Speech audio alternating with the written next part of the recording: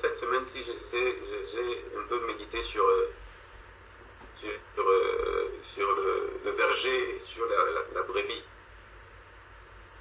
Donc, il me venait à l'esprit le psaume 23, où la Bible dit quelque part, ta roulette et ton bâton me rassurent. Et puis j'essayais de regarder parce que je disais roulette pour dire, mais en fait je ne connaissais pas ce que c'est qu'une roulette. Donc je suis allé un peu sur Google, fouiller un peu, j'ai vu en quoi ressemblait la roulette. Donc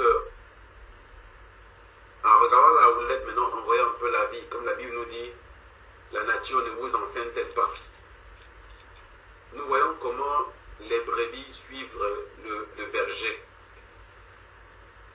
Suivent aveuglement où le berger va, les brebis suivent. Et le psaume nous dit que ta roulette et ton bâton me rassurent. Nous avons vu que la roulette avait un truc comme un crochet. Et est-ce que j'ai entendu dire, c'est quand la brebis marchait mal et tombait dans un fossé ou dans un... bref, tombait dans un fossé, ça lui permettait d'attraper par le cou et de sortir de là. Donc, ça te permet de récupérer la brebis. Donc, pour ça, ça me permettait de comprendre que Jésus, qui est le bon berger, veille sur nous. Il a cette roulette-là qui nous permet de nous sortir du danger. Parce qu'il dit qu'il nous conduit vers de verts pâturages, vers des lieux sûrs, où il y a, en d'autres termes on dit, il y a de la verdure, où il y a du miel qui coule. Et il a ce bâton-là qui est en même temps une correction et une protection. Parce que quand je sais un peu de voir, quand j'étais petit, et on habitait un peu un endroit un peu, à cette époque-là, en gros, c'était un peu la brousse à cette époque, et on voyait des bergers qui passaient avec des bœufs, et avec leur bâton, quand le bœuf prenait la mauvaise direction, ils tapotaient un peu. Donc, le bâton avait cette double fonction de correction et de sécurité, parce que avec ce même bâton, le berger protège son troupeau. Et je me disais, mais Seigneur, pourquoi balader alors les regards inquiets? Parce que la parole de Dieu dira au psaume 23, l'Éternel est mon berger, je ne manquerai de rien. On le dit parfois par récitation, comme si c'était des poèmes où l'Éternel est mon berger. Mais est-ce qu'on pense un peu, quand on relit l'Éternel, berger, ne manquerait de rien? Mais on semble manquer de tout en même temps. Pourquoi? Parce que on ne met pas foi à ça. On le proclame. L'Éternel est mon berger, je ne manquerai de rien. Ça, c'est quand on est bien.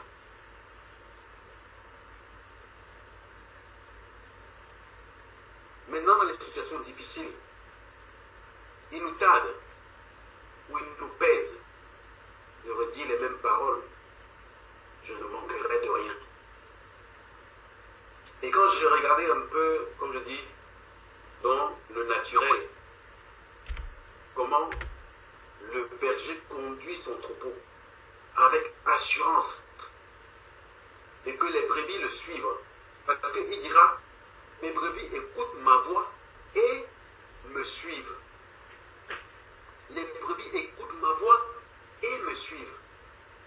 Mais parfois nous-mêmes, nous voulons suivre Dieu, mais à notre condition.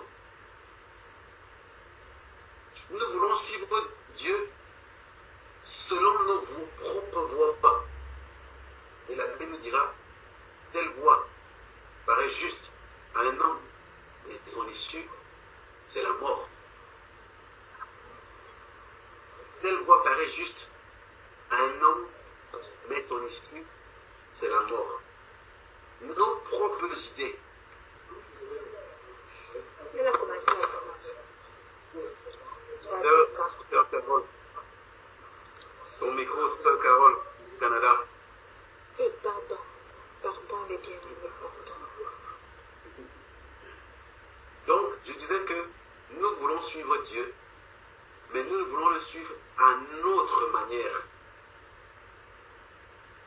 suivez mes frères? Allô? Oui, c'est bon, on te suit, c'est bon. Je suis fan. Ah, ok. Donc je disais que nous voulons suivre Dieu, mais nous voulons le faire à notre manière, selon nos propres lois, selon nos propres décisions, selon notre façon, que je crois en Dieu, mais à ma façon. Mais il y a une seule façon de suivre Dieu, c'est respecter ses commandements. Et il dit que ces commandements ne sont pas pénibles. Parce qu'en voulant faire comme nous voulons, nous devenons rebelles à la parole de Dieu. Visualisons un peu, comme le dit le troupeau et le berger. Vraiment.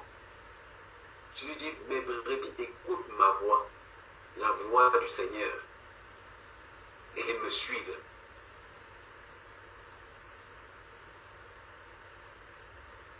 Il est trop facile, parfois même un peu trop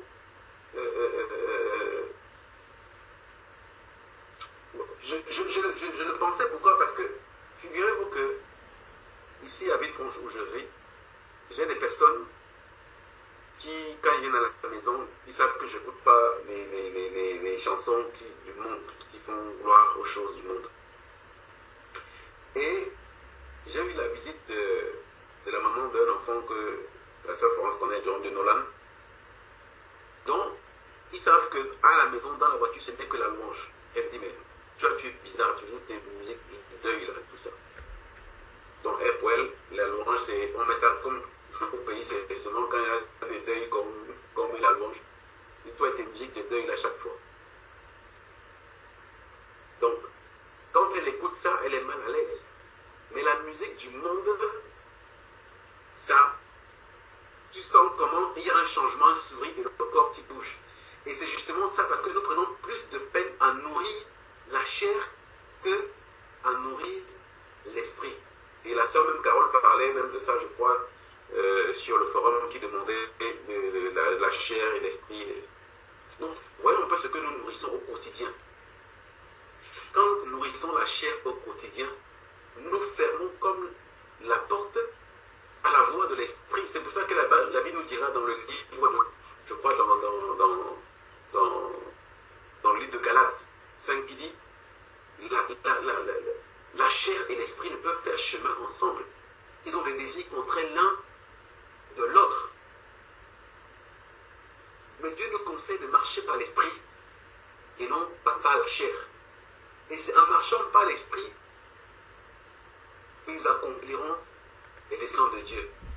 C'est en marchant par l'esprit et en nourrissant l'esprit dans nos vies que nous percevrons plus facilement la voix du berger, la voix du bon berger. C'est seulement à ce prix-là. Parce que des gens ou des personnes qui font des choses extraordinaires avec Dieu pour sa gloire. Mais de ces personnes-là, le temps qu'ils mettent dans la prière, dans l'adoration, dans la recherche de la face de Dieu, dans toute œuvre, dans toute pensée et dans toute parole qui sort de leur bouche. Et quand nous voyons les résultats, nous sommes étonnés. Mais nous ne voyons pas, et nous voulons faire comme eux, mais nous ne voulons pas payer le prix.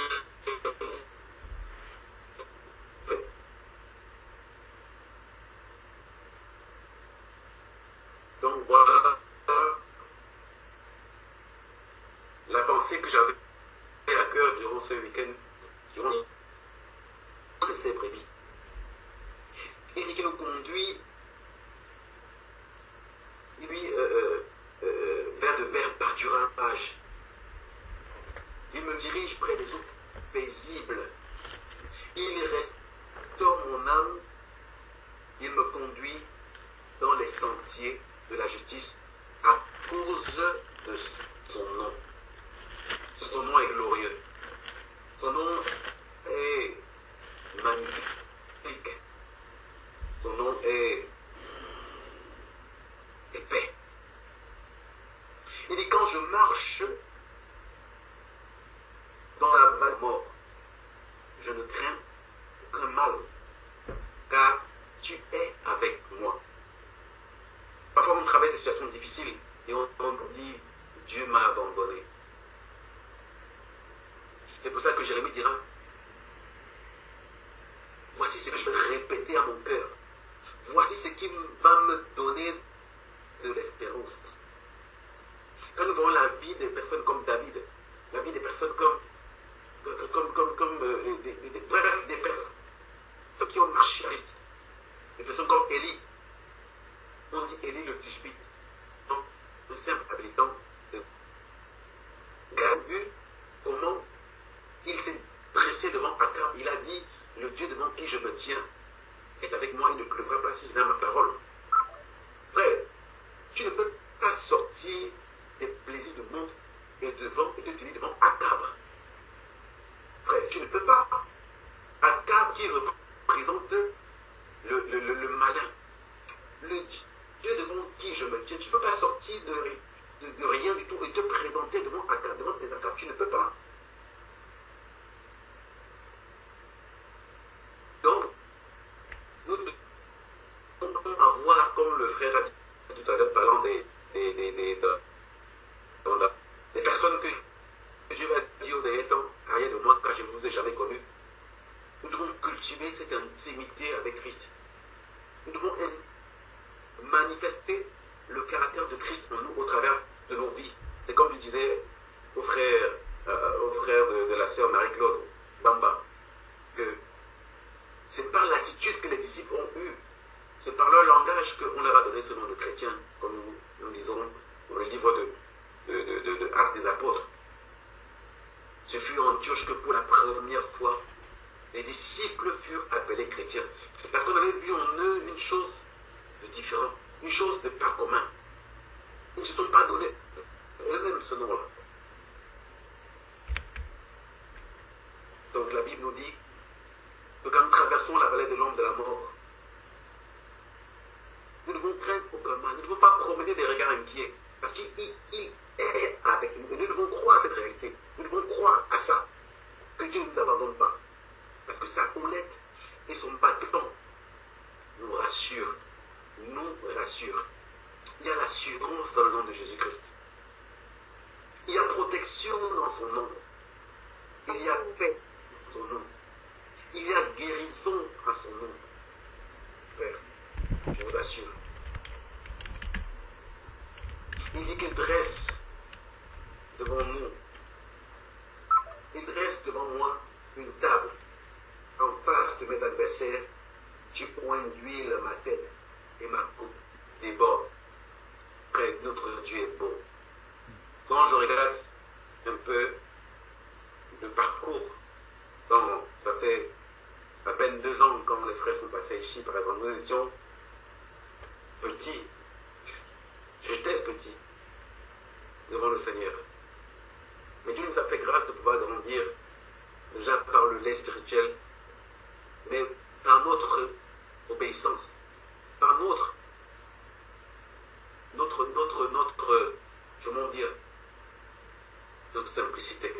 Dieu s'est glorifié. Dieu a permis qu'au travers de notre vie, il puisse attirer encore à nous des vies. Qu'il puisse voir à notre façon de marcher que nous adorons un Dieu. Parce que la Bible nous dit, en d'autres personnes qui ne glorifient pas Dieu, ayant l'apparence de la piété, mais en régnant Dieu par leur comportement, ou en régnant Dieu, ou en régnant celui qui fait le fondement, par nos actes, ayant l'apparence de la piété, mais tout en régnant celui qui fait le fondement. Donc nous ne pouvons pas être que ceux-là qui parlent de la parole. Nous avons vu déjà plusieurs fois, ou plusieurs jours à l'avance, que nous étions des ambassadeurs, des représentants du royaume des cieux sur terre. Et que par conséquent, nous devons nous tenir bien. La Bible dira dans le livre de 2 Pierre, je crois, que nous devons avoir un comportement, je crois, 2 Pierre, chapitre 2, verset 12, que nous devons avoir au milieu des païens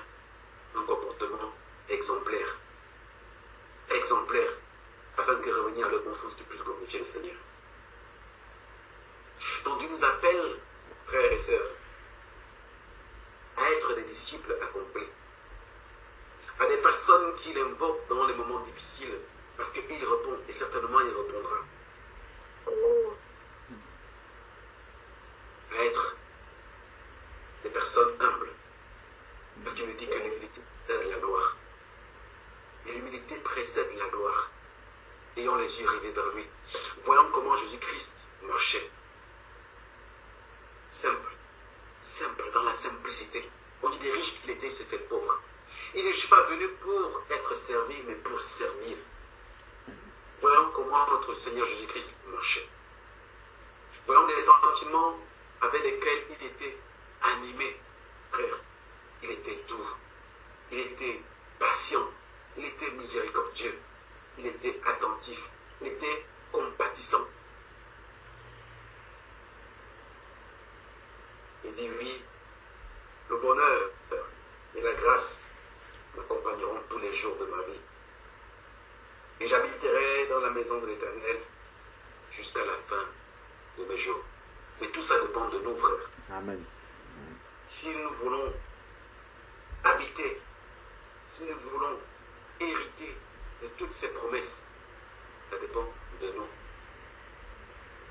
Il dit que ce livre ne s'éloigne point de notre bouche. Méditons-la jour et nuit. Agissons conformément à ce qui est écrit. C'est alors que nous aurons du succès dans notre entreprise. C'est alors que nous réussirons, frère. Une condition. Que ce livre ne s'éloigne point de notre bouche.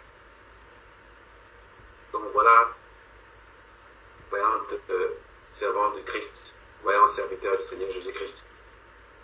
Ce que j'aurais souhaité apporter, ou ce que j'ai médité durant cette semaine et qui m'a donné la force de pouvoir dire, oui Seigneur, ça vaut la peine d'avancer avec toi. Ça vaut la peine d'être à tes pieds. Ça vaut la peine de cultiver l'intimité avec toi, Seigneur. D'être comme Jean, couché sur ta poitrine et écouter le battement de ton cœur. Chercher ta face, Seigneur. Chercher ta face dans ma vie. Que je puisse être, Seigneur, un moyen de bénédiction pour mon entourage, pour ma famille et pour ceux qui sont autour de moi. Que je puisse, Seigneur, vivre chaque point qui est dans ta parole. Ta parole dira dans le livre de Jacques, chapitre 1, verset 22. Mettez en pratique la parole de Dieu. Mettez en pratique la parole de Dieu. Et c'est ce que je m'efforce, jour après jour, Seigneur. C'est de te plaire. Et comme Église que nous formons, comme pierre vivante que nous sommes, que la parole nous recommande, de nous édifier, de nous encourager les uns les autres. Donc par ce passage, vraiment, sœur, frère, vous encourager également, vous dire ça vaut la peine. Là-haut, là-bas, on se retrouvera. Amen. Et Amen. il y aura la joie, mes frères et sœurs. Alléluia. Il y aura la joie. Amen. Vraiment, persévérer. Au bout, nous aurons la victoire. Persévérer, mes frères. Au bout, nous aurons la victoire. Avec Jésus-Christ, tout est possible. Avec Jésus-Christ, tout est possible. C'est le berger, le bon berger. C'est le chemin, c'est la vérité et c'est la vie. Nul ne va au Père que par lui. Maintenant, à nous de manifester ce caractère en nous, comme au travers de vos vies, au travers des témoignages que vous avez dit aujourd'hui. Ça, c'est encourageant de voir qu'une sœur qui avait des difficultés dans les fractions puisse, par la grâce de Dieu, ouvrir sa bouche, parler et que vraiment, la Bible dit, si nous sommes fidèles à de petites choses, il nous donnera des grandes. C'est entrer, comme la sœur a dit, dans un lieu public ou dans une maison, une église de maison, et pouvoir participer à la propreté de la maison ou du lieu où nous nous trouvons. C'est aussi ça, la bonne nouvelle. C'est aussi ça, l'évangile. C'est aussi ça, que les gens voient au travers de nos vies la vie en Christ, en fait. Que nous puissions être des miroirs, que les gens puissent nous poser la question, mais comme, je ne sais pas quelle sœur a témoigné tout à l'heure, la sœur Anina, voilà, qui, les gens se posent des questions au travers de son attitude, bien que son heure est passée, mais qu'il puisse nettoyer, arranger. C'est ça être la lumière du monde, frère. On n'a même pas de lumière pour la cacher, mais on la met pour qu'elle puisse briller et qu'elle puisse rendre témoignage, qu'on puisse voir les œuvres. Vraiment que Dieu bénisse vos vies, vaillants soldats, et vaillants servants du Seigneur Jésus-Christ. Amen. Amen, amen, amen, amen. Amen. Wow. Merci. Que Dieu soit béni. Alléluia. Amen. Amen. Amen. Père éternel, nous te bénissons et nous te rendons grâce.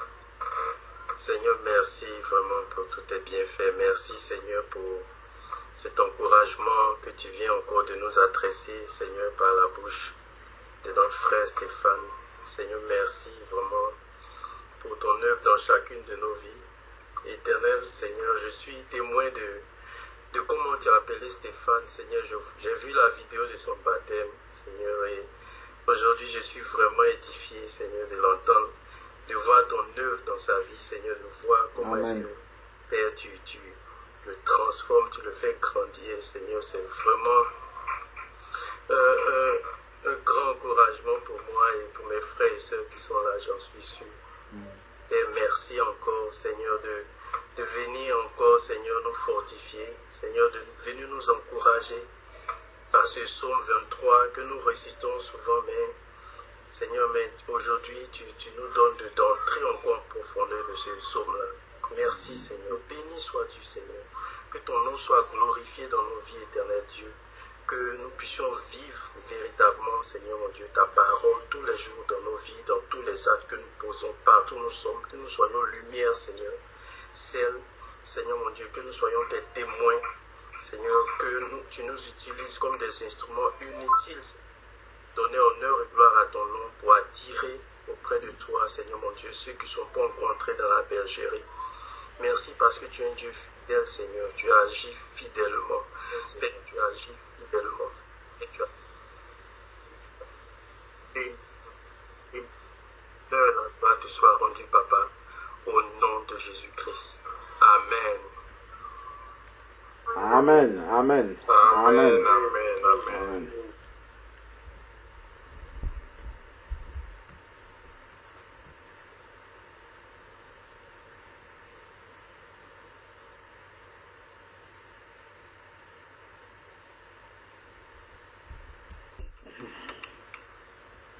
Seigneur éternel Dieu Tout-Puissant, nous voulons te rendre grâce encore et vraiment bénir ton nom parce que tu as encore, Seigneur Dieu, rendu possible le déplacement sur Madrid, Seigneur Père, afin que Louise puisse passer dans les eaux du baptême. Père, merci parce que c'est un accomplissement encore de la victoire, un retentissement de la victoire de la croix, Seigneur Père, qui va s'accomplir dans sa vie. Seigneur Dieu, nous te disons merci infiniment pour cela, car nous savons que tu avais déjà mis ce jour à part, Seigneur Père, bien avant la fondation du monde. Père, que rien ne vienne empêcher, Seigneur Dieu Tout-Puissant, la réalisation de ce plan que nous savons, Seigneur Dieu, qui vient de toi. Car tu veux que tout homme soit sauvé et parvienne à la connaissance de la vérité. Père, nous te prions vraiment d'accompagner nos frères, nos sœurs qui vont se faire ce déplacement jusqu'à Madrid, Seigneur Père, que tout puisse être sous ton contrôle, Seigneur Père, jusqu'à la fin. Seigneur Dieu, que notre sœur puisse être édifiée encore, Seigneur Père, qu'elle puisse recevoir les fondements pour commencer à marcher, Seigneur Dieu Tout-Puissant, avec toi fidèlement. Père éternel, que vraiment ta grâce abonde encore au travers de ce voyage et puisse encore être un témoignage pour son mari à la maison, être un témoignage, Seigneur Père, pour ceux qui ne te connaissent pas, Seigneur Dieu.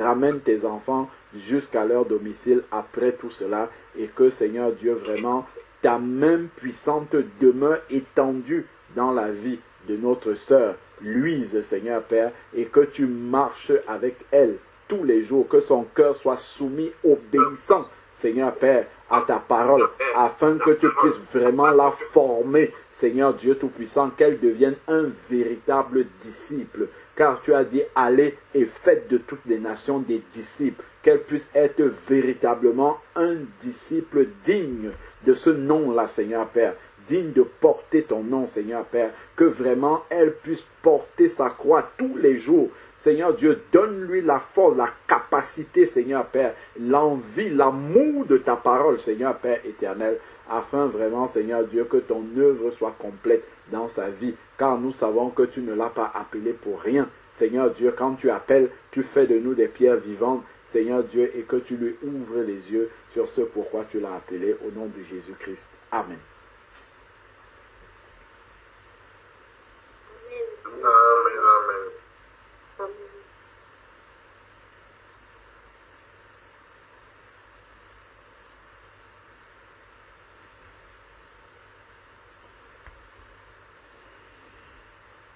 La sœur Carole, est-ce que tu es là?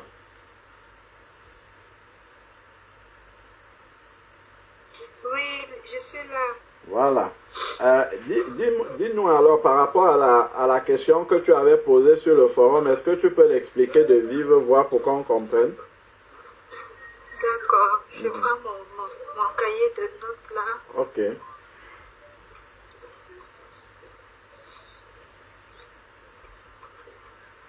En fait, au courant de la semaine, le Seigneur m'a conduit à cœur d'aller et comprendre, je ne sais pas vraiment pourquoi, comment, mais ça m'a beaucoup aidé. Il m'a essayé d'aller comprendre c'est quoi la chair, ses œuvres. Il y a beaucoup de passages que j'ai lus, d'autres, certains je comprenais, d'autres je ne comprenais pas. Mais quand j'ai commencé à lire, ce qui m'a frappé, c'est que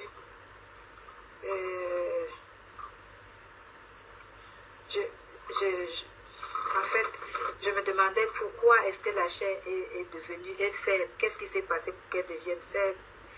Qu'est-ce qui s'est passé à Adam? Parce que pour que la chair commence à devenir faible. Et dans le passage que j'ai lu dans Romains, c'était dans Romains 8.3. Si vous permettez qu'on trouve le passage, on donnait la solution de la chair là-bas, que le Seigneur, pour condamner les péchés, il est venu dans une chair comme la nôtre.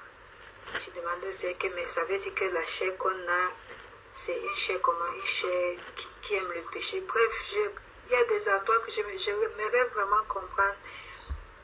Est-ce que la chair, c'est la même chose que le péché, ou c'est différent? Est-ce qu'un est dans l'autre? Et puis dans d'autres passages, je lisais, on parle des souillures de la chair et des souillures de l'esprit. Mais ce que j'ai compris en gros, c'était que la chair est faible.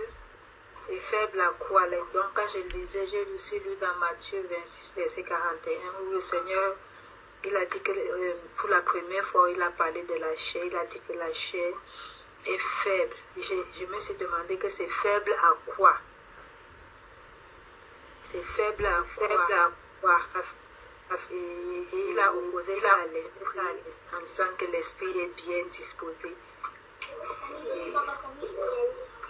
Donc c'est un peu ça. Donc j'ai lu les versets de Matthieu 26, 41, de Romains 8, verset 3 et de Jean 6, verset 63.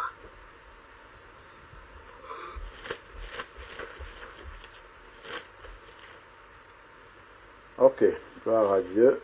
Jean 6, 63. Hein.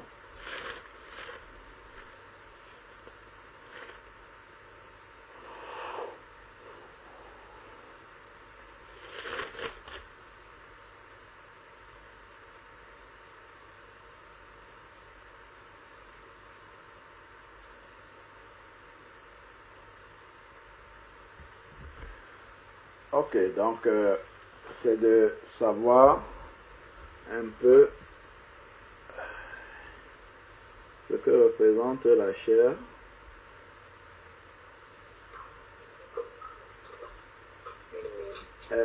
Est-ce qu'un frère veut commencer à lui répondre?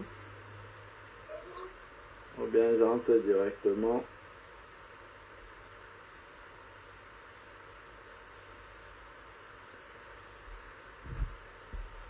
En envoyant la cause du péché son propre fils dans une chair semblable à celle du péché. En fait, Jésus-Christ ne pouvait pas venir sur terre avec un corps autre que le corps que nous avons, c'est-à-dire que ça, c'est pas faisable. On dit qu'il a quitté son corps céleste pour épouser ce corps-ci pour vivre les mêmes difficultés, pour vivre les mêmes choses, les mêmes épreuves. Parce qu'on dit quelque part qu'il fut tenté aussi en toutes choses, mais il est sorti vainqueur. Donc pour nous dire par là que c'est possible. C'est pas si. Parce que s'il était venu avec son corps, avec ce corps glorieux et vivre sur la terre, je pense que c'est, je ne sais pas quel terme utiliser. Bref. Donc je pense que Dieu ne pouvait pas venir avec son corps céleste, Jésus qui ne pouvait pas venir avec son corps céleste, vivre sur la terre sans... Bref, il ne pouvait pas venir sur la terre à vivre avec nous, avec ce corps céleste. C'est vrai qu'il a pris cette nature d'homme pour être au milieu de nous. Donc, je ne sais pas. C'est comme ça que je vois la chose. Parce que la Bible nous dit car chose est impossible à la loi parce que la chair la rendait sans force. Dieu a condamné le péché dans la chair en envoyant à cause du péché son propre fils dans une chair semblable. Donc c'est Dieu dans sa miséricorde, dans sa bienveillance, dans sa science et dans sa connaissance, il a voulu que Jésus-Christ vienne avec un corps semblable à la nôtre. Simplement. Et ma soeur. Oui. Et je ne sais pas comment toi tu comprends quand le Seigneur dit dans Matthieu 26, 41 que veillez et priez afin que vous ne tombiez pas en tentation, car la chair est faible, mais l'esprit est bien disposé. Tu vois, c'est pour ça, comme on a parlé autrefois dans le psaume, je ne sais pas si on a... Non, bon. Le psaume 103 nous dira mon âme bénit l'Éternel, parce que la chair, la Bible nous a dit dans le livre de Galates chapitre 5 que la chair a des désirs contraires à ceux de l'esprit. Tu vois un peu? Tu sais dans ta tête qu'il faut que je prie, n'est-ce pas, chaque soir. Quand je te lève, ma soeur, tout à l'heure tu dis que tu es un peu paresseux ou bien, je ne sais pas, c'est toi qui parlais de ça. Dans ta tête, tu sais qu'il faut que tu as envie de prier, n'est-ce pas? Tu as envie, tu sais qu'il faut que je le fasse. Mais le corps ne va pas avec l'esprit. Le corps, je suis fatigué, je vais dormir encore un peu, 1 heure, je ferai ça après. Tu vois un peu? L'esprit est bien disposé. Tu sais bien que oui, c'est bon de le faire. Tu vois? Mais la chair n'accompagne pas. Tu te dis, ok, je vais me réveiller à 4 heures pour prier. L'esprit est disposé, oui. C'est bon de se réveiller à 4 heures pour prier. C'est bon, ça plaît à Dieu. Mais après, la chair n'accompagne pas. C'est pour ça que David dira mon âme bénit l'Éternel. C'était un autre. La chair est faible parce que tu attends que la chair veut. Tu attends très longtemps en fait. C'est pour ça que la Bible dit d'assujettir la chair, de la dominer. Parce que ces désirs sont contraires à ceux de l'esprit en fait. Tu vois. Donc, tu sais que je dois le faire, je veux le faire. Mais la chair trouvera toujours des raisons pour ne pas accompagner ce que l'esprit te met à cœur. Donc c'est pour ça que dans Matthieu 26, on dira l'esprit est disposé, mais la chair est faible. La preuve en est que tu as vu que Jésus est venu plus d'une fois, il était en train de dormir. C'est un peu ça. Donc si les frères veulent bien continuer, il y a d'autres questions pour moi. Amen. À cette parole, ça va un peu maintenant? Oui, les frères. Merci. Amen. Je crois qu'il faut juste que tu comprennes que en chacun de nous, nous avons la chair qui est notre corps physique qu'on voit. Et puis, nous avons notre âme qui est à l'intérieur de nous et à notre esprit. Le frère Alain Patrick a déjà expliqué ça. Qu'en chacun, nous avons trois parties, le corps, l'âme et l'esprit. La chair, c'est un peu le corps. En fait, c'est le corps. C'est le corps physique qu'on a et dans notre corps, là, nous avons notre âme et notre esprit. Alors, quand nous devenons des enfants de Dieu, notre esprit est renouvelé. Nous avons un esprit qui est pur à l'image de Christ, mais notre âme n'est pas renouvelée. Bon, on ne va pas entrer dans le corps, dans l'esprit et l'âme. Ce qui t'intéresse, ce qui te préoccupe, c'est la chair. La chair, en fait, c'est juste l'enveloppe charnelle qui nous recouvre. Et cette enveloppe-là est appelée à disparaître. Lorsque nous allons mourir, la chair physique qu'on voit là va rester dans le sol, sera enterrée ici. Mais notre esprit va monter auprès du Père.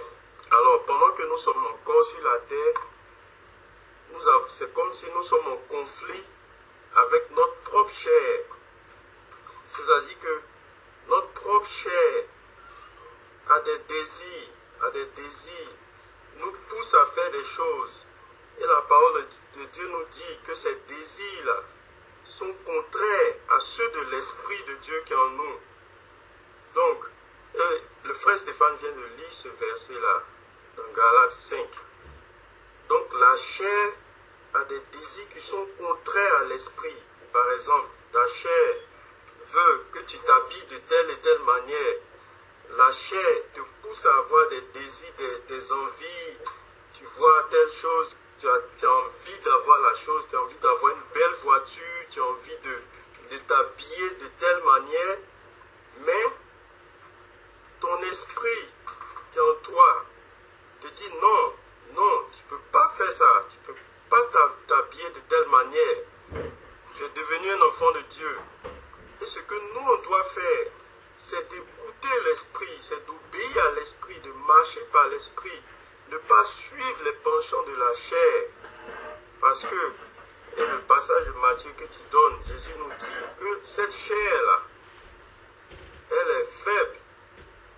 Cette chair-là, on peut pas s'appuyer sur la chair en fait, parce que cette chair-là est faible, ses désirs sont mauvais à la base. C'est l'esprit qu'on doit suivre.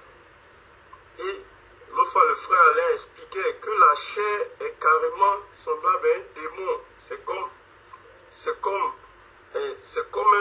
peu comme un démon qu'on doit combattre. On ne doit pas se laisser diriger par la chair.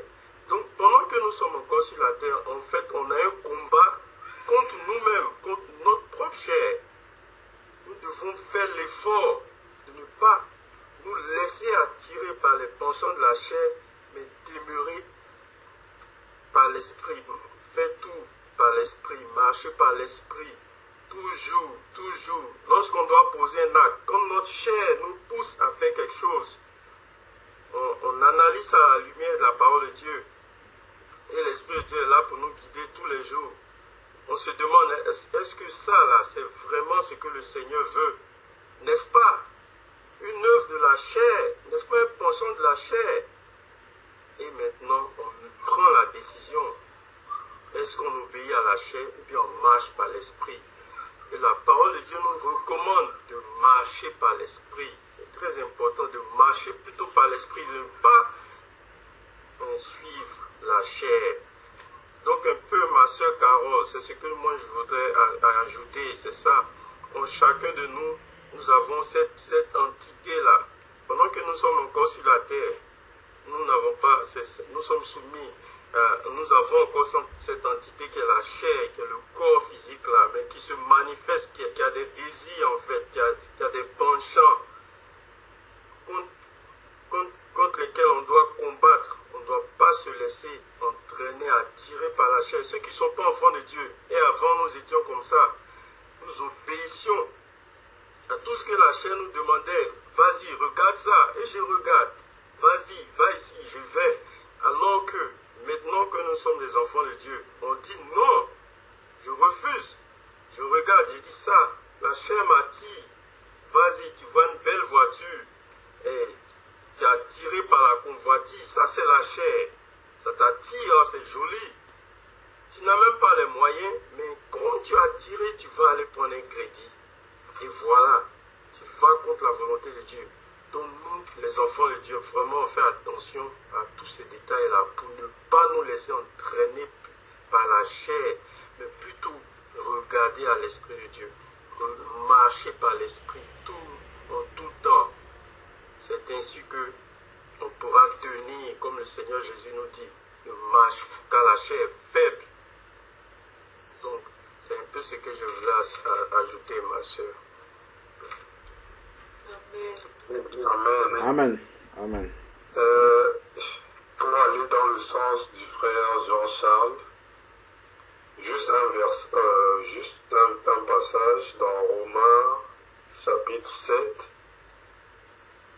à partir du verset 18, l'apôtre Paul nous dit « Ce qui est bon, je le sais, n'habite pas en moi, c'est-à-dire dans ma chair. J'ai la volonté, mais non le pouvoir de faire le bien. Car je ne fais pas le bien que je veux, et je fais le mal que je ne veux pas. Et si je fais ce que je ne veux pas, ce n'est plus moi qui le fais, c'est le péché qui habite en moi. » Donc c'est juste ce que je voulais rajouter. Quand le frère Stéphane aussi disait que souvent on veut se réveiller, on a pris peut-être, on a envie, l'esprit a envie de se lever la nuit pour prier, mais la chair est fainéante. En fait c'est ça, les désirs sont contraires. Et en fait on a la volonté. C'est ce que l'apôtre Paul dit, j'ai la volonté, mais non le pouvoir de faire le bien. Donc c'est vraiment l'esprit qui nous dit ici, la chair est trop faible. Donc c'est ce que je voulais rajouter, si ça peut aider aussi la sœur à comprendre. Gloire à Dieu. Amen. Amen. Amen.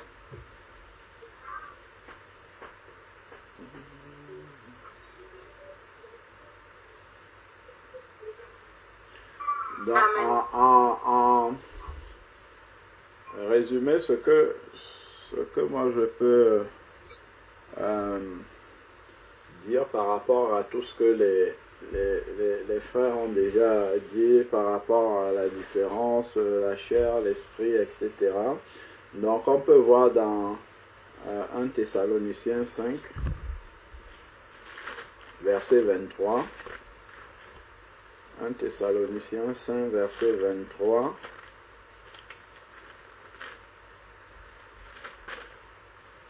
Qui dit que le Dieu de paix vous sanctifie lui-même tout entier, que tout votre être, l'esprit, l'âme et le corps soient conservés sans reproche pour l'avènement du Seigneur Jésus-Christ. Donc, il nous dit un peu quelles sont les trois composantes, les trois dimensions de l'être, à savoir le corps, l'âme et l'esprit. Donc, selon le passage déjà dans la parole de Dieu, la chair peut revêtir, à mon sens, deux significations. Donc, la première signification est d'abord l'enveloppe corporelle, la viande qui est là, que nous voyons. Ça c'est souvent dans certains passages, l'enveloppe corporelle est appelée la chair. Donc, si nous prenons par exemple Jean 3, c'est là où Jésus fait vraiment la séparation entre les deux. Jean 3, verset 6, quand il parle à Nicodème, regardons bien ce qu'il dit. Jean 3, verset 6. Donc, juste avant, il va dire au verset 5, Jésus lui répondit, en vérité, je te le dis, Si un homme ne naît d'eau et d'esprit, il ne peut entrer dans le royaume de Dieu. Il parle de la naissance spirituelle. Et ensuite, il lui dit ce qui est chair, et ce qui est esprit. C'est-à-dire que la naissance charnelle, la naissance où nous sommes venus physiquement, sortis physiquement du ventre de notre maman, où notre corps physique, notre viande là est venue au monde, cette naissance-là n'a rien à voir avec la naissance spirituelle qui est en Jésus-Christ. Donc là, c'est par exemple, là, quand on parle de ce qui est chair, c'est ce qui est humain, ce qui est homme, ce qui est corporel là, est de l'ordre des humains dans le domaine physique naturel. Par contre, ce qui est spirituel est spirituel. Il y a plusieurs autres passages comme ça qui renvoient justement au corps physique. Lorsqu'on voit par exemple Matthieu 26 verset 41 que tu avais cité, quand on dit la chair est faible mais l'esprit est bien disposé, il parle de l'enveloppe corporelle. On peut ressentir la fatigue, ainsi de suite, même si l'esprit a la volonté de faire des choses, mais nous restons prisonniers encore de cette enveloppe corporelle. On dit souvent enveloppe charnelle, de cette enveloppe corporelle-là qui nous limite. Ça, c'est la chair qui est faible. C'est vraiment le corps physique qui est faible. Donc, la chair peut, dans certains passages, renvoyer directement au corps physique, corps, esprit et âme. Donc, la chair peut renvoyer à la dimension corps. Et de l'être humain. Et donc, il faut savoir que, justement, si on prend 1 Corinthiens chapitre 15, ce corps-là, justement, est encore soumis à la corruption. C'est-à-dire que ce corps-là va périr et on va comprendre pourquoi est-ce qu'il peut encore périr. Alors, dans 1 Corinthiens chapitre 15,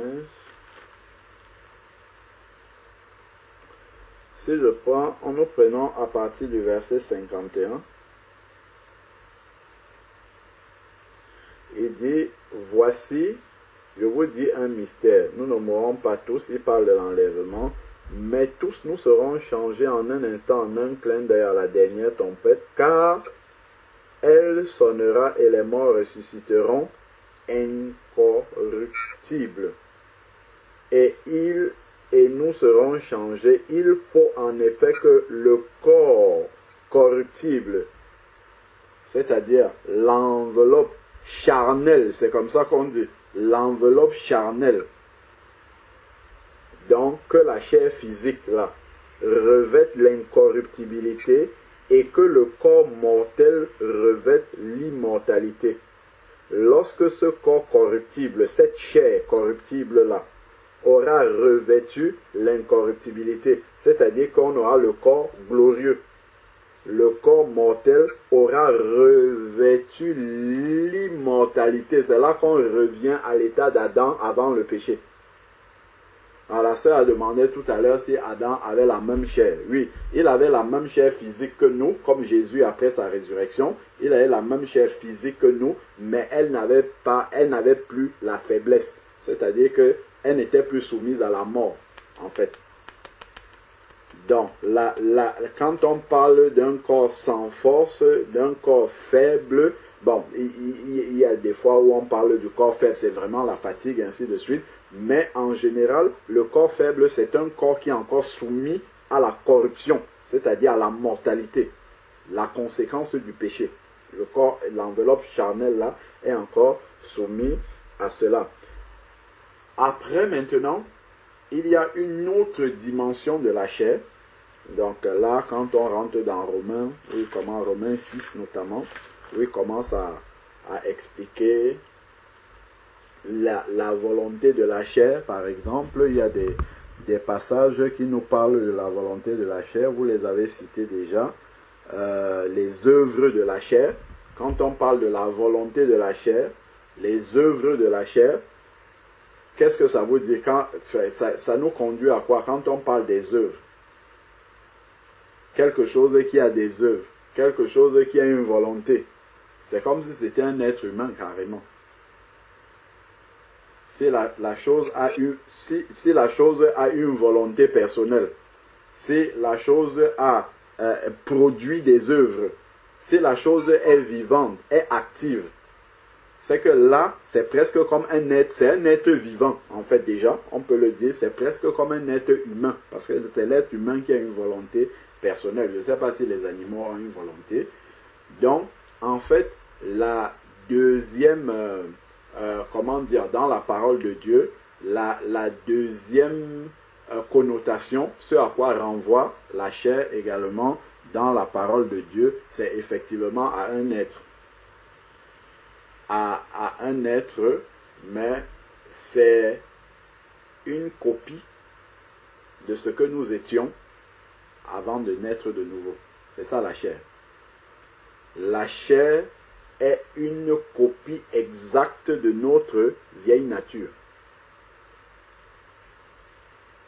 Donc, de notre esprit non régénéré, quand nous n'étions pas encore nés de nouveau. Donc, la chair est là et a les mêmes désirs que nous avions quand nous n'étions pas encore nés de nouveau. Donc, c'est une présence, comment on peut dire ça? C'est un corps étranger, voilà. C'est un corps étranger dans notre nouvelle création que Dieu a laissé. Et ce corps étranger-là peut recevoir des pensées qui viennent du malin.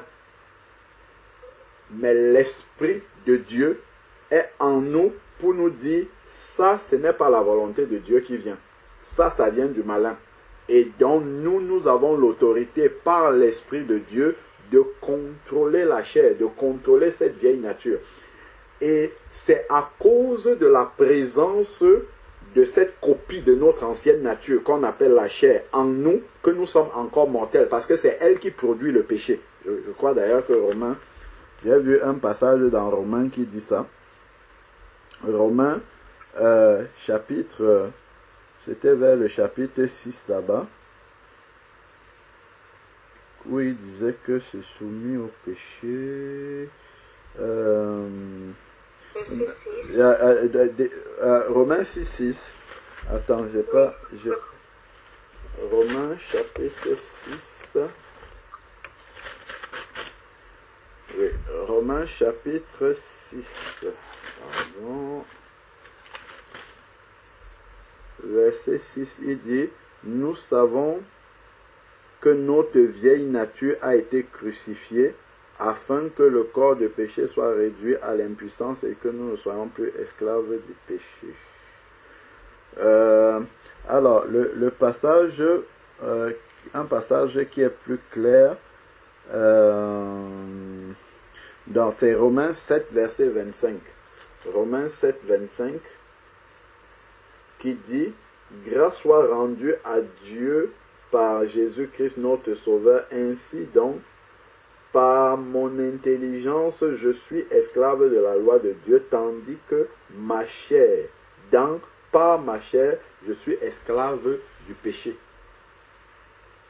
Donc, par cette vieille nature-là, cette copie, en fait, de ma vieille nature qu'on appelle la chair, qui continue à habiter en moi, c'est une personne, hein, c'est mon ancienne personne, c'est une copie de mon ancienne personne. C'est un peu comme, je ne sais pas si on peut appeler ça, attends, comment on peut même appeler une copie de quelqu'un qui est mort déjà? Je ne sais pas s'il y a un mot en français, en fait, qui continue à séjourner, habiter en moi. Et c'est donc cette copie de ma vieille nature, c'est elle qui provoque le péché, parce que là, elle est soumise au péché. Elle est encore attirée par le péché, mais l'esprit prend le dessus. Et ensuite, maintenant, ce que nous avons lu dans 1 Corinthiens 15, verset 51, quand le corps mortel aura revêtu l'immortalité, qu'est-ce qui le rend mortel? C'est la présence de la chair. Donc, au moment, justement, de l'enlèvement, lorsque le corps va être transformé, ce que Dieu va faire, c'est qu'il va enlever la présence de la chair en nous. Donc, immédiatement, quand il dit nous serons changés en un instant, c'est ça qui va se passer. C'est que la chair va être retirée de nous, et une fois que la chair est retirée de nous, c'est terminé. Il n'y a plus la corruption. il n'y a plus la mortalité, on revêt l'immortalité directement parce que c'est à cause de la chair qu'on peut encore pécher, c'est à cause de la présence de la chair, parce que la chair écoute les choses qui viennent du malin et peuvent nous pousser à pécher si on l'écoute, si on fait sa volonté. Si elle est retirée, la présence de ce qui amène la mort en nous est enlevée. Donc il n'y a plus la mort en nous. Donc nous revêtons immédiatement le corps glorieux. Donc voilà en résumé vraiment ce qu'on peut dire sur la chair. La chair, c'est vraiment une copie de notre ancienne nature, de notre vieille nature, notre esprit non régénéré qui continue à résider en nous et qui est en contact avec le diable comme les démons sont en contact avec le diable. C'est pour ça que je disais la dernière fois qu'il faut considérer la chair comme un démon. Ce n'est pas un démon, mais puisqu'elle est là encore en nous et qu'elle peut encore nous séduire, c'est pour ça qu'on parle des passions de la chair. Parce que cette chair-là a une volonté comme un être humain. Comme lorsque nous n'étions pas nés de nouveau, on avait une volonté, tout ça, mais c'était alimenté et conduit par le diable. Donc de la même manière, cette chair-là, elle reste encore en nous, sauf que la différence est que désormais nous avons autorité sur elle, alors qu'avant, nous n'avions pas autorité sur notre chair. Un païen n'a pas autorité sur sa chair, il obéit naturellement à ce que la chair lui commande. Un chrétien, la chair lui commande aussi des choses, mais il a autorité sur la chair. C'est ce que Romains 6, verset 12 nous dit, que le péché ne règne donc pas dans votre corps mortel. Parce que le malin peut encore suggérer le péché à notre corps et il est mortel à cause de la présence de la chair. Mais par contre, comme on a le dessus,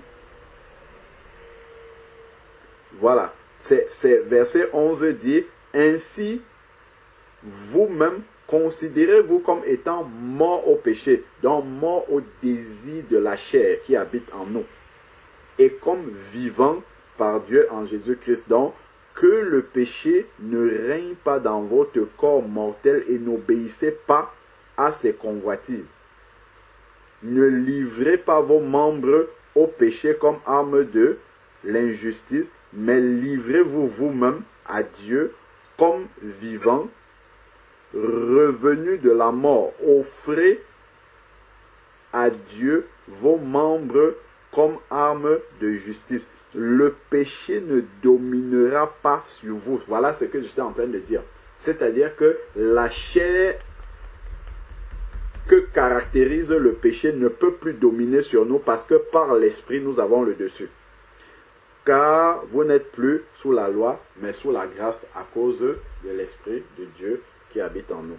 Donc, pour résumer tout ça, tu peux retenir que selon les passages de la parole de Dieu, il faut bien voir, quand on parle le langage naturel, la chair, quand on va dire par exemple, ce n'est pas la volonté de la chair ou du sang, ou bien ce n'est ni quand Jésus dit par exemple dans Matthieu 17, Matthieu 16 verset 17, il dit à Pierre, quand Pierre il va poser la question, qui dit-on que je suis? Et Pierre va dire, tu es le fils du Dieu vivant. Il va dire, ce n'est pas la chair et le sang qui te l'ont révélé. Il veut dire, ce n'est pas un être humain qui est composé de l'enveloppe charnelle, la physique et du sang à l'intérieur. Ce n'est pas un être humain. On dit, ce n'est pas la chair et le sang. Donc, la chair peut représenter, dans certains passages, l'enveloppe corporelle physique qui est là.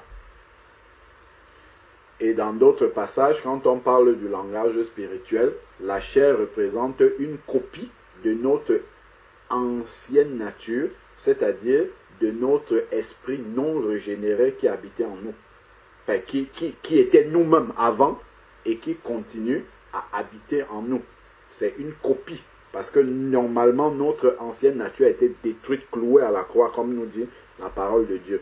Je crois que c'est dans verset 6 qu'on a lu tout à l'heure, notre vieille nature a été crucifiée. Donc ça ne peut pas être notre vieille nature qui habite encore en nous. Sinon on serait schizophrène spirituel si on avait deux natures. La nouvelle nature et l'ancienne qui coexistent ensemble. Donc la chair ne peut pas être notre ancienne nature. Mais par contre, justement, la chair est une copie de notre vieille nature parce qu'elle a exactement les mêmes désirs que notre nature non régénérée avait. Donc on n'était pas né de nouveau, les désirs qu'on avait, c'est ça que la chair a. Les passions qu'on avait, c'est vers ça que la chair veut nous ramener, et ainsi de suite. Donc, voilà, pour ma part, si tu as cette clé de lecture-là, tous les passages qui parlent de la chair, tu arriveras toujours à raccrocher ce passage-là, soit à cette explication, soit à l'une de ces deux explications-là de la chair. Soit ça renvoie à l'enveloppe corporelle, soit ça renvoie justement à la copie de notre ancienne nature qui habite toujours à l'intérieur de nos membres et qui veut toujours nous soumettre au péché. Mais donc, nous prenons le dessus par l'Esprit. Amen. Est-ce que ça te semble clair ou bien c'est encore plus flou qu'avant?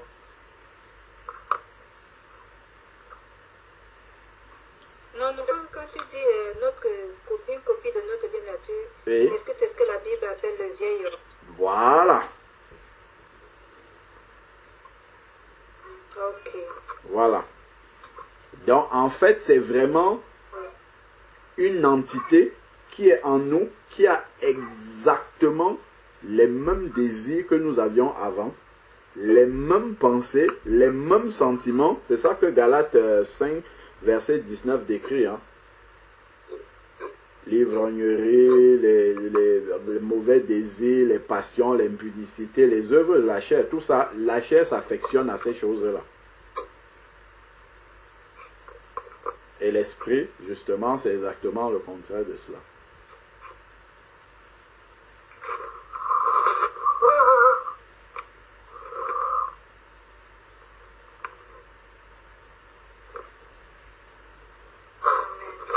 Hey, bonjour Stéphanie. Bonjour.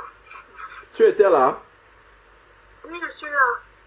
C'est maintenant que tu es là ou bien tu étais déjà là? Parce que je ne t'avais pas vu avant. Non, pas maintenant. J'étais là à partir de quelque chose qui s'est passé presque 1 heure.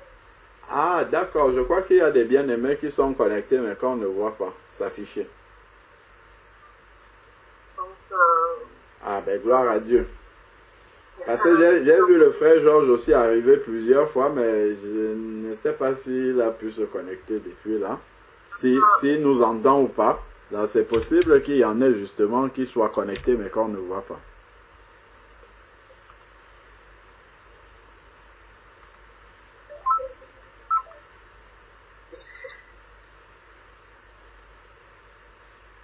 Gloire à Dieu. Donc, Adam, pour la question sur Adam, Adam avait effectivement une chair physiquement semblable à la nôtre, mais qui n'avait pas la corruptibilité. Il avait une chair incorruptible, c'est-à-dire le même corps que Jésus avait après sa résurrection, dans un corps immortel.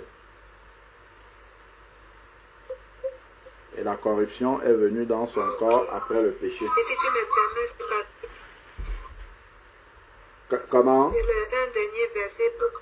Et si tu me permets un dernier verset pour comprendre. Bien sûr, ma soeur. Oui, parce que dans Romains 13, 14,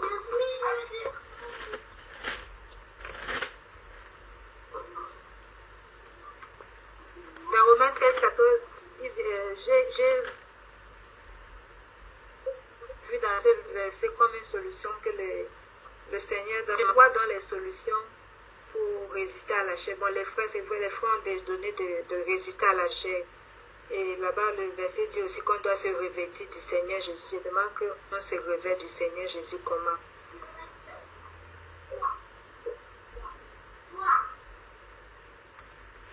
Alors, mais revêtez-vous du Seigneur Jésus et ne vous mettez pas en souci de la chair pour en satisfaire les convoitises. Donc, en fait, lorsque tu ne vas pas considérer ce que la chair te propose, ce que les désirs de la chair, les convoitises de la chair, forcément, tu vas être attiré par ce que Jésus lui te propose. Il y a un passage qui est parallèle à celui-ci. Regardons dans Éphésiens chapitre 4. Éphésiens chapitre 4.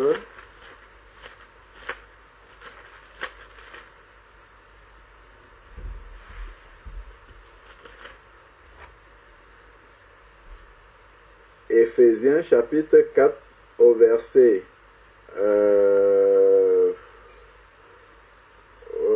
commençons au verset 17 jusqu'à 24. Et là, on va comprendre pratiquement, on va même voir à partir et même suivant. Ça va te montrer, ça va répondre directement à la question que tu poses. Éphésiens chapitre 4 verset 17, il est dit, voici donc ce que je dis et que j'atteste dans le Seigneur, c'est que vous ne devez plus marcher comme les païens qui marchent selon la vanité de leur intelligence. Ça, c'est ne pas être revêtu de Christ, mais c'est marcher dans la chair. Ils ont la pensée obscurcie, ils sont étrangers à la vie de Dieu à cause de l'ignorance qui est en eux et l'endurcissement de leur cœur. Ils ont perdu tout sens moral, ils se sont livrés au dérèglement pour commettre toute espèce d'impureté jointe à la cupidité. Ça, c'est quand on était païen. Mais vous, donc, revêtir Christ, c'est là où nous allons commencer maintenant. Mais vous, ce n'est pas ainsi que vous avez appris à connaître Christ. Si du moins vous avez entendu parler de lui, et si vous avez été instruit en lui conformément à la vérité qui est en Jésus-Christ. Et cette vérité-là dit, c'est-à-dire vous dépouillez à cause de votre conduite passée. Donc, la conduite passée, les œuvres passées, tout ça, c'est dans la chair. C'est pour ça que je parlais la copie de notre ancienne nature. À cause, justement, de notre conduite passée, notre chair nous rappelle cette conduite-là et veut nous attirer et veut nous faire tomber encore. Donc, à cause de votre conduite passée, de la vieille nature qui se corrompt par les convoitises trompeuses, pour être renouvelé dans l'esprit de votre intelligence, c'est ça, revêtir Christ, et revêtir la nature nouvelle. C'est ça, revêtir Christ, c'est revêtir la nature nouvelle, c'est marcher en nouveauté de vie, c'est ça, revêtir Christ. Marcher en vie de résurrection, comme nous dit Romains chapitre 6, qui nous dit que nous avons été baptisés en la mort de Christ, et que nous sommes également ressuscités en nouveauté de vie. C'est ça, revêtir Christ et vivre en nouveauté de vie. Romains chapitre 6, verset 4 et suivant. Nous avons été ensevelis avec lui dans la mort par le baptême, afin que comme Christ est ressuscité d'entre les morts par la gloire du Père, de même, nous aussi, nous marchions en nouveauté de vie. C'est ça. Marcher en nouveauté de vie, c'est revêtir Christ. En effet, si nous sommes devenus une même plante avec lui par la conformité en sa mort, nous le serons aussi par la conformité en sa résurrection. C'est marcher ayant revêtu la nouvelle nature, c'est-à-dire en marchant selon l'esprit nouveau que nous avons reçu du Seigneur. Ne plus céder aux convoitises de notre ancienne nature qui sont provoquées par la chair, mais plutôt aller vers ce que l'esprit nous commande désormais de faire. Parce que, en fait, quand nous étions païens, notre nature, qui est notre nature ancienne, recevait uniquement ce qui vient du malin, du diable, et nous obéissons naturellement sans faire de sélection. Donc, désormais, lorsqu'on devient chrétien, il y a la régénération de notre esprit qui fait maintenant un scan entre tout ce qui vient à notre pensée. Donc, lorsque des pensées arrivent, le scan va se faire au niveau de notre esprit, et notre esprit va dire, ça vient de Dieu, ça vient de l'esprit de Dieu, ça vient de la chair, donc ça vient du malin, du diable, et il va nous laisser libres. Maintenant, nous avons la possibilité de choisir de faire ce que l'esprit nous demande, ou bien de choisir ce que la chair nous demande de faire. Et c'est ça l'engagement que tu prends lors de ton baptême, qui est un engagement de bonne conscience, comme 1 Pierre 3 nous dit, ton engagement de bonne conscience que tu prends lors du baptême, en réalité, tu es en train de dire que lorsque l'esprit va faire le scan entre ce qui vient du malin de la chair et ce qui vient de l'esprit qui vient de Dieu, tu vas choisir ce qui vient de l'esprit. C'est ça l'engagement du baptême, en fait. Parce que Dieu va toujours nous laisser libres. Il ne va pas nous forcer. Donc, l'engagement de bonne conscience, c'est que quand l'esprit va me montrer ce qui est de Dieu, c'est ça que je vais choisir de faire et non ce que la chair, qui est une copie de mon ancienne nature, me commande de faire.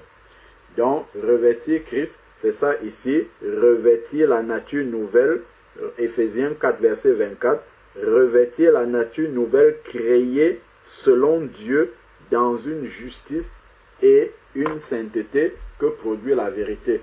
Pour dire ça de manière plus simple et plus terre à terre, revêtir Christ, c'est marcher comme Christ, entre guillemets, mais revêtir Christ, c'est lorsque des pensées me viennent à l'esprit et que l'Esprit de Dieu a scanné comme il scanne toujours, c'est accepter de faire ce que l'Esprit me montre et non ce que la chair me montre. Si je fais ce que l'Esprit me montre de faire, je marcherai exactement comme Jésus a marché sur la terre. C'est pour ça qu'on parle de revêtir Christ, parce que Christ marchait conduit par l'Esprit de Dieu. Donc voilà vraiment de manière un peu simple, je l'espère, l'explication par rapport à revêtir Christ. Amen. Amen. Juste pour relire le même verset, vraiment à la version parole de vie, c'est exactement comme tu viens de parler là. Dans la version parole de vie, il dit dans Romains 13, 14, soyez semblables au Seigneur Jésus-Christ. Ne vous laissez pas entraîner vers le mal par vos mauvais désirs. Amen. Donc, comme tu as dit, de la version terre à terre, c'est exactement comme la version parole de vie explique ça. Amen. Amen. Amen. Est-ce que c'est plus clair pour toi, sœur Carole? Merci beaucoup, merci beaucoup. Je pense que ça va aussi aider une petite sœur parce que justement, j'ai lu, quand j'ai médité sur ces passages, le lendemain, une petite sœur dans le Seigneur qui traverse l'adolescence m'a envoyé le message pour me demander de l'aide parce qu'elle traverse les moments, elle est combattue par l'impudicité, elle me demande comment faire pour s'en sortir. Bon, en même temps, comme tu as expliqué que c'est la chair, c'est la première explication que tu as donnée sur le corps humain, je vois que c'est des tribulations qui viennent dans sa chair, mais il faut aussi qu'elle trouve en tant que chrétienne comment la solution pour résister à ces métamorphoses physiques-là. Et deux fois même, je ne sais pas comment, j'ai essayé de lui donner les quelques versets que j'avais compris, mais je crois que ce soir, avec l'aide du Seigneur, je pourrais encore plus pouvoir l'aider. Et si les frères, les serviteurs peuvent aussi encore donner des éléments de réponse, particulièrement par rapport à ce combat pour les jeunes là. Pour les démons, elle a particulièrement parlé du démon de l'impudicité, qu'elle vraiment, ça la met. Avant de donner le conseil, il y a quelque chose qu'il faut bien dissocier. Il faut dissocier les œuvres de la chair d'un démon. Un démon, c'est un démon. Les œuvres de la chair, c'est une œuvre. Une œuvre, c'est quelque chose qu'on produit, que produit une volonté. En fait, j'ai une volonté et ensuite, je décide de mettre en pratique cette volonté-là. Ça devient une œuvre. Tandis qu'un démon, il n'y a pas de volonté là-dedans. Le démon vient, il nous fait faire ce qu'il a envie, lui. Donc, quand on va par exemple dire que quelqu'un est possédé par un démon, pourquoi on dit possédé? Possédé, ça veut dire qu'il ne s'appartient plus lui-même. C'est pour ça qu'un chrétien ne peut pas être possédé. Parce qu'un chrétien est possédé par Christ. Il appartient à Christ. D'ailleurs, on a lu dans Romains chapitre 8, que si quelqu'un n'a pas l'esprit de Christ, il ne lui appartient pas. Et je crois que c'est dans Éphésiens aussi, qu'il nous a dit que nous appartenons à Christ. Il nous a rachetés à grand prix afin que nous lui appartenions. Donc nous appartenons à Christ. Et le titre de propriété de Christ en nous, c'est le Saint-Esprit. Donc, si on dit qu'un chrétien est possédé par un démon, ça veut dire que son propriétaire est le diable. Ce qui n'est pas vrai. Nous appartenons à Dieu. Donc on ne peut pas être possédé par un démon. Bon, bref, c'était une parenthèse. Juste pour dire que le démon, justement, puisque s'il agit dans un corps, ça veut dire qu'il en est propriétaire, donc il possède le corps, donc il va faire fi de la volonté de la personne et va entraîner la personne à agir comme lui veut. Donc la personne n'est pas en possession de sa propre volonté. C'est le démon qui agit. Donc ça, c'est une œuvre démoniaque. Voilà, c'est ce que le démon produit. Mais par contre, quand on parle des œuvres de la chair, c'est que la chair, qui est la copie de notre ancienne nature, nous a inspiré quelque chose et nous avons pris la décision de faire ce que la chair nous a montré. C'est ça une œuvre de la chair, et ça là, ce n'est pas un démon qui est à l'origine, au sens où le démon a pris possession de notre volonté. Le démon, qu'est-ce qu'il fait? Ou le diable, il va nous envoyer simplement des mauvaises pensées, envoyer une pensée d'impudicité, une pensée d'adultère, ainsi de suite. Et maintenant, si nous ouvrons notre cœur à cela, cela va produire un acte maintenant. Et là, on entre dans une œuvre de la chair. L'œuvre de la chair est de notre responsabilité. Nous sommes responsables devant Dieu d'une œuvre de la chair que nous produisons. Par contre, justement, quelqu'un qui est possédé par un démon n'a pas le contrôle de sa propre volonté. Quand on regarde Galates 5, verset 19, qui parle des œuvres de la chair, regardons un peu la liste là. Les œuvres de la chair sont manifestes, c'est-à-dire l'inconduite, l'impureté, la débauche. Si vous allez lire dans d'autres versions, on va nous parler de l'impudicité et tout ça, c'est dans la liste ici là. C'est une œuvre de la chair, c'est pas un démon. Dans le démon d'impudicité dans la vie d'un chrétien, en fait, bibliquement, ça n'a pas de signification. Un démon d'impudicité, non, c'est une œuvre de la chair. Donc il faut crucifier la chair au lieu de chasser un démon. Parce que justement, si on dit que c'est un démon, on va dire au nom de Jésus, je chasse le démon d'impudicité, mais ça n'a pas de valeur spirituelle, ça.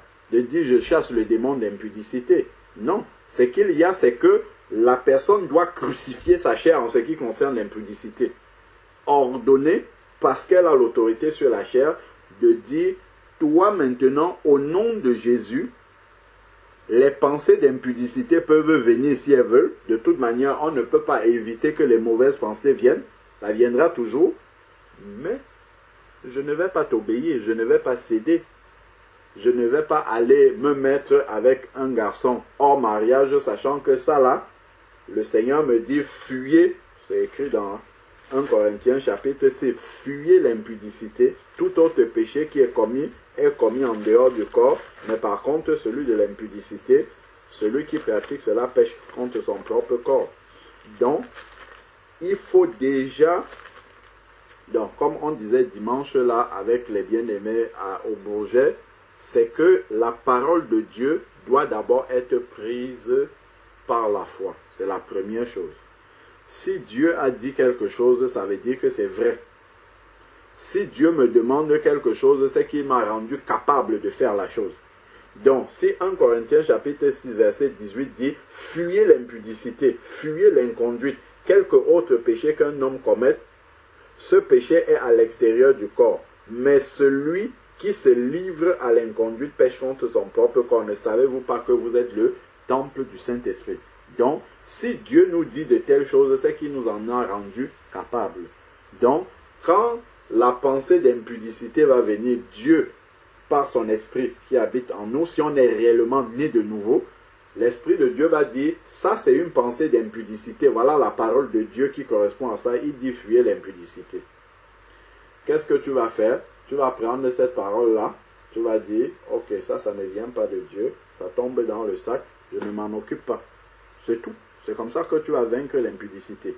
Et qu'est-ce que tu vas faire?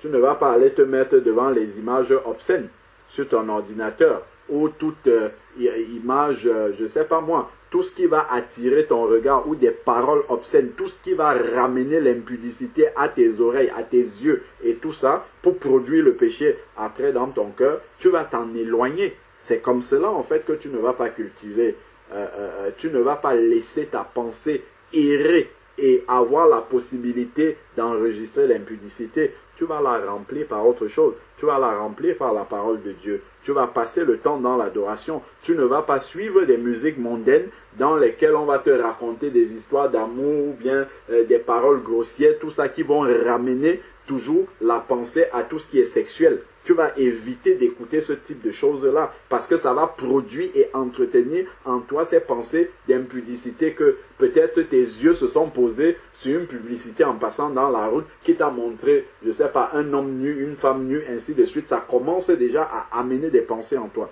Donc, si à côté de ça, tu vas encore laisser tes oreilles écouter, je ne sais pas moi, des paroles ou des musiques ou des choses qui vont te ramener ou bien laisser tes yeux traîner là-dessus, mais forcément, tu seras acculé de partout et ça sera plus difficile pour toi de résister et de dire non à cette tentation de l'impudicité qui va venir. Quand un garçon va venir, il va commencer à te dire A, B, C, D par rapport au fait qu'il veut te courtiser. Tout de suite, tu vas lui parler de Jésus-Christ.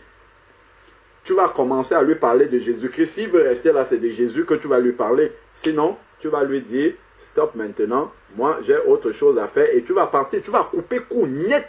Tu ne vas pas le laisser aller d'abord jusqu'au bout pour être tenté par ce qu'il va te raconter là. Parce que c'est l'ennemi qui va te faire tomber. C'est comme ça en fait que tu vas gérer le combat spirituel pour éviter de t'exposer. Parce qu'après tout, voilà, on peut avoir un moment de faiblesse, un moment justement où on se laisse tenter dans la séduction et tomber. Donc c'est comme ça en fait que il faut fermer toutes ces portes-là. Et de l'autre côté, autant que cela est possible, non seulement tu vas te nourrir de la parole du Seigneur pour, comme la Bible dit, ne pas se conformer au siècle présent. Donc, au lieu que tu laisses ta pensée vagabonder comme ça et penser, tu vas la remplir avec la parole de Dieu. Tu vas demeurer dans l'adoration. Constamment, l'adoration va renouveler ta pensée et te permettre de rester toujours accroché au Seigneur. Donc, tes yeux seront constamment fixés sur la sainteté de Dieu et Dieu te révélera que ce corps-là est le temple du Saint-Esprit et tu ne verras plus dans ce corps-là une souillure. Tu ne pourras même pas imaginer qu'une souillure puisse venir encore dans ce corps-là. Voilà comment tu vas rejeter totalement les pensées de l'impudicité. Et de l'autre côté maintenant, autant que possible, tu vas marcher avec les enfants de Dieu comme toi, qui ont le même langage que toi. Tu vas parler, aimer la présence des enfants de Dieu, ce qui va te permettre de rester toujours connecté sur les choses d'en haut. Et non être avec les païens qui vont te ramener toujours sur les choses d'en bas avec des paroles grossières de ci et ça qui vont t'attaquer spirituellement. Donc c'est de cette manière-là en fait que tu vas, comment dire, tu vas te mettre à l'abri. C'est écrit dans 1 Jean chapitre 5 verset 18. Celui qui est né de Dieu ne pratique pas le péché, il se garde lui-même. C'est ce qui est écrit. Il se garde lui-même. C'est-à-dire qu'il doit veiller à se mettre à l'abri de ce qui va le faire tomber. Il se garde lui-même et la fin du verset, c'est que le malin ne le touche pas. Le malin peut essayer de le séduire, mais il ne peut pas le toucher. Donc, c'est sur tout ça qu'on doit veiller. Qu'est-ce que je regarde à la télé? Qu'est-ce que j'écoute comme musique? Quel type, je prends part à quel type de conversation? C'est qui que je fréquente? Quelles sont les mœurs des personnes que je fréquente? C'est tout ça là en fait. Avant de dormir, quelles sont les dernières images que je laisse venir à mes yeux? Est-ce que cela va provoquer des rêves érotiques et tout ça? Ou alors je vais finir ma journée dans la prière et dans l'adoration et dormir directement avec la dernière pensée qui vient de Dieu? Est-ce que je vais prier pour remettre mes rêves entre les mains du Seigneur? pour que je ne sois pas attaqué même dans les rêves. C'est de cette manière-là, en fait, qu'on se garde pour vivre loin de ces esprits séducteurs qui essayent de nous amener à se dire je suis impuissant devant l'impudicité. Non, on n'est pas impuissant. Il faut d'abord se mettre dans les conditions vraiment où on maintient l'impudicité loin pour qu'il puisse nous toucher. Déjà, on a l'autorité, il faut croire la parole de Dieu. S'il nous dit fuyez l'impudicité, c'est qu'il nous en a donné la capacité. Croire déjà ce que Dieu dit, se mettre maintenant dans les conditions spirituelles pour que l'impudicité soit tellement loin de... Si je suis un mari, j'ai une femme déjà à la maison, je lis là tous les jours, quand on passe dans le métro, il y a une grande affiche comme ça, c'est écrit « Le premier site de relations extra-conjugales créé par les femmes ». Si je suis tenté, quand j'ai lu ça, de prendre mon téléphone et commencer à chercher l'adresse, je suis déjà en train d'ouvrir une porte. Il ne faut pas être étonné après que je sois séduit par ça. Donc, en fait, il faut se garder vraiment soi-même, vivre loin, couper. Quand c'est encore loin, il faut maintenir ça le plus à distance possible. C'est de cette manière-là, en fait, qu'on arrive à se couper sans lutter. Sans beaucoup lutter, on arrive à se couper de beaucoup de choses de ce monde. Que ce soit la musique mondaine, que ce soit les fréquentations mondaines, on arrive à se couper de tellement de choses juste parce que l'amour de la parole te conduit à passer du temps dans cette parole-là, du temps dans l'adoration, du temps dans les choses qui concernent le Seigneur, dans le partage avec les frères, les sœurs. Voilà, tu sais que si j'appelle une telle amie, elle va me parler de la fête qui a lieu à tel endroit où on va rencontrer des garçons et tout ça. Mais tu préfères appeler une sœur en Christ avec qui vous allez parler du Seigneur, échanger, ma sœur, qu'est-ce que tu médites sur quoi maintenant? Moi, je rencontre telle difficulté, vous allez vous exhorter. C'est ça qui va te remplir. C'est ça qui va faire en sorte que vraiment, tu vas rester toujours dans la pensée du Seigneur. Dans la connexion, pensez constamment aux choses d'en haut, nous dit Colossiens, chapitre 3, versets 1 à 2. Si vous êtes donc ressuscité avec Christ, pensez constamment aux choses d'en haut. Mais si tu te nourris des choses d'en bas qui sont autour de toi, mais forcément la chair va reprendre, parce que la chair est d'en bas.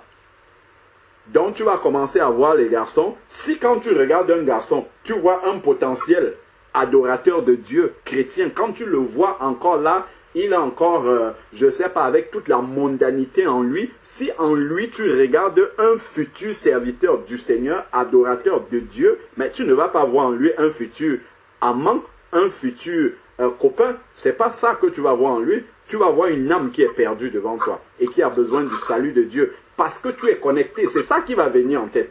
Mais si tu es d'en bas dans les conversations, ah moi j'ai changé de copain aujourd'hui, ou bien tu vas suivre les séries télévisées où chacun change de copain comme on change de chemise, tel est maintenant avec telle personne, quand tu vas arriver au travail ou à l'école, les copains seront en train de faire, les amis, les camarades seront en train de dire, ah, est-ce que tu as suivi dans les feux de l'amour, tel a quitté, tel acteur a quitté telle personne, il est maintenant avec tel autre. Si c'est de ce type de conversation auquel tu participes et que tu te nourris, il ne faut pas être étonné que tu baignes constamment dans les désirs d'impudicité et d'adultère et toutes ces choses-là.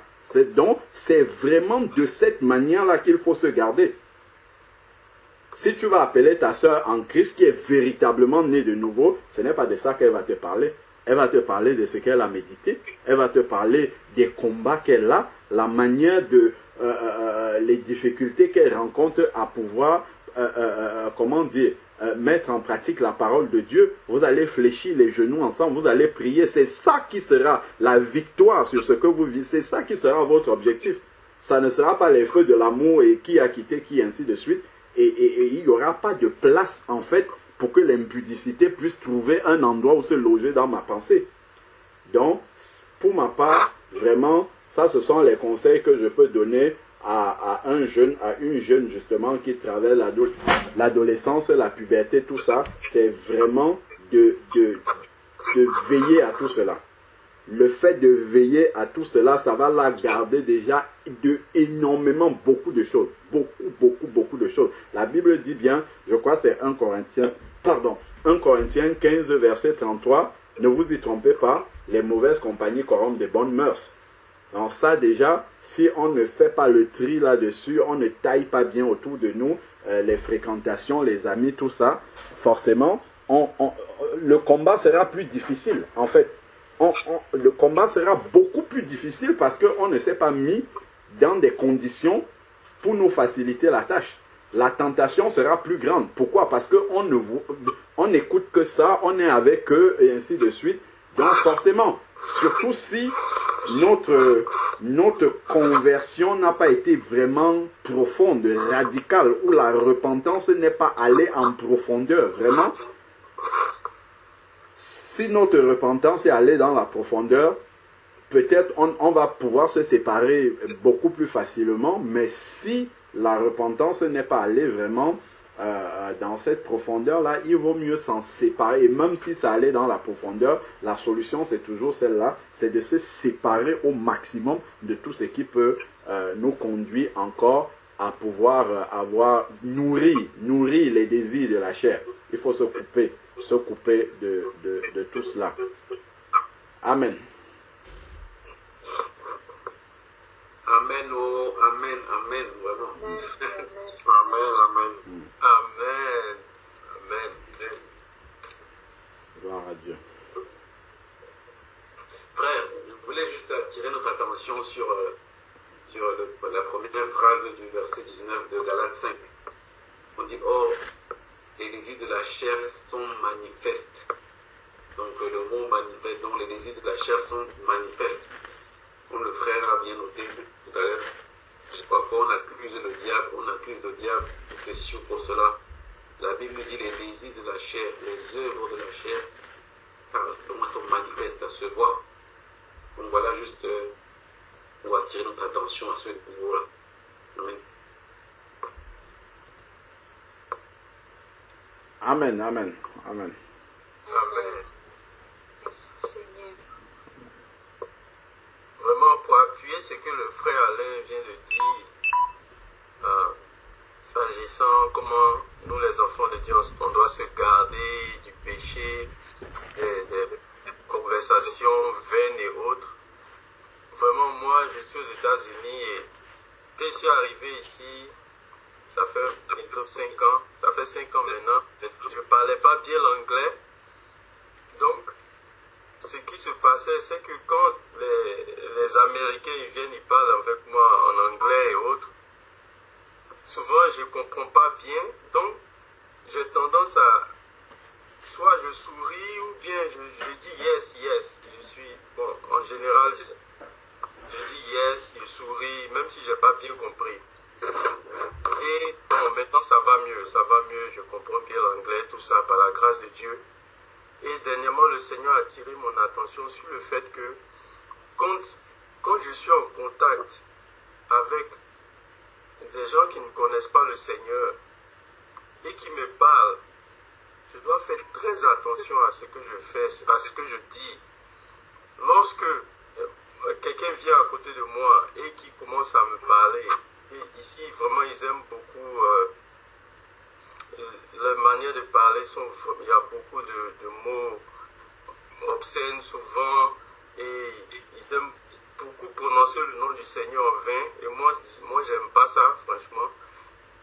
Les oh my, vous voyez la suite. Donc quand je suis avec des collègues par exemple et ils disent ce genre de paroles là et que moi je suis à côté d'eux, je souris ou bien je dis yes ou bien en tout cas d'une manière implicite, c'est que je tiens leur manière de faire.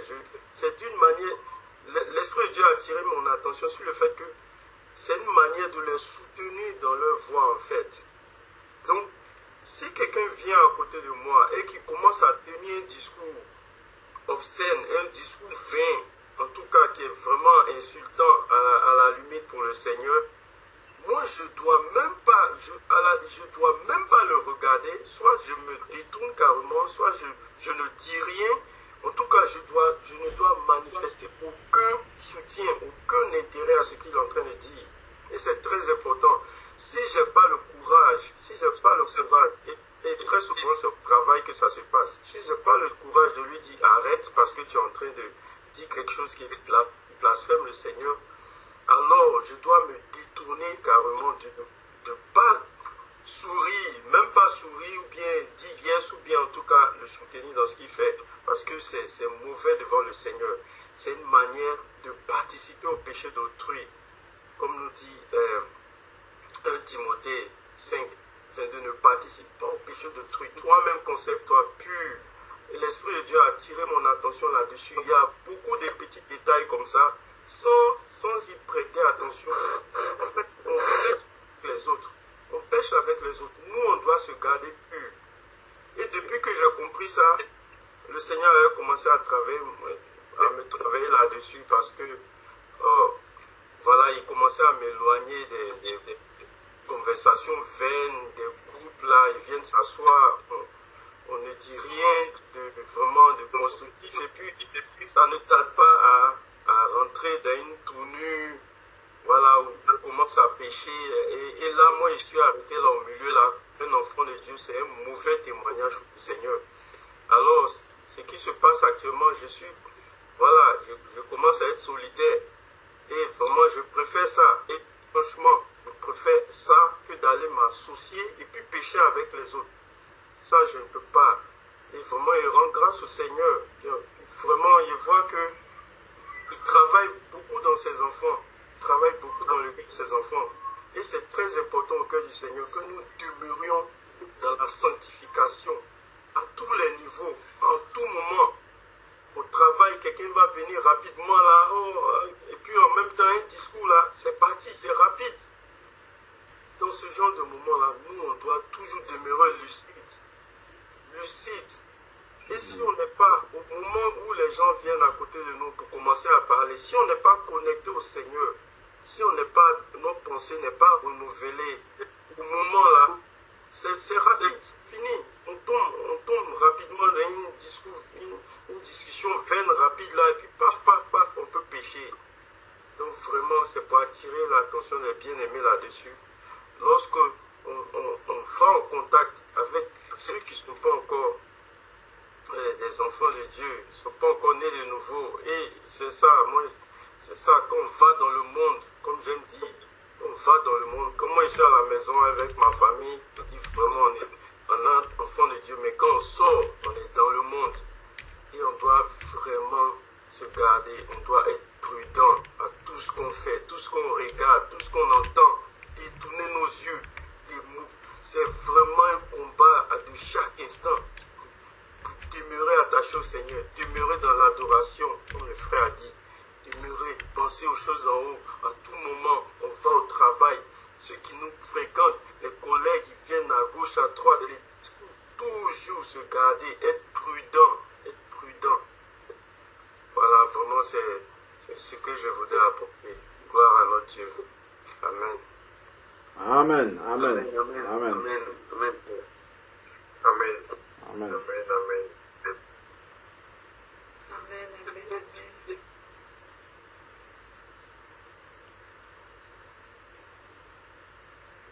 Très grande leçon, frère. Vraiment, c'était très édifiant. Amen. Tu as développé.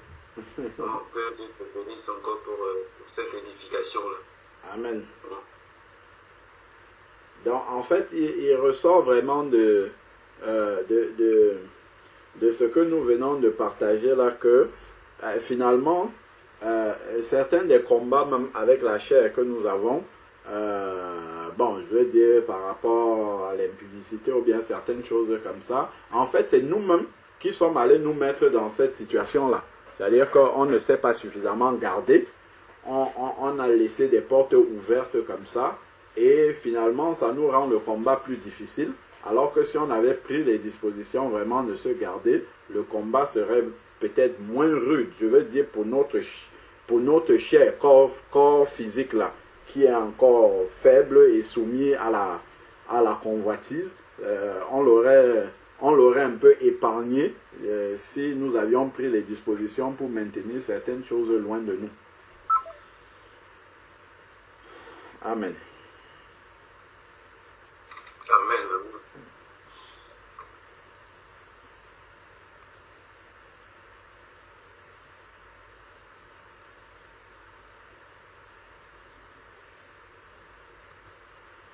Est-ce qu'il y a des sujets de prière qu'on aurait oublié,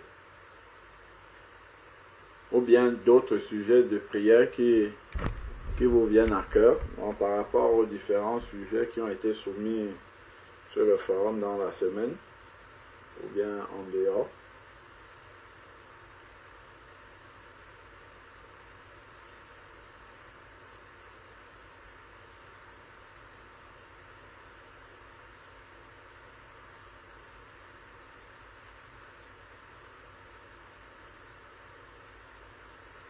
S'il n'y a plus d'autres sujets, je propose peut-être qu'on prie pour clôturer. À moins que quelqu'un d'autre, que quelqu'un ait un sujet à développer ou un témoignage, une parole d'exhortation, d'encouragement.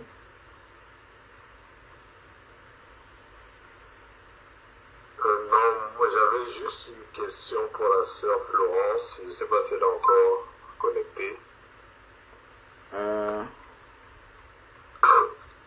Et elle vient d'arriver.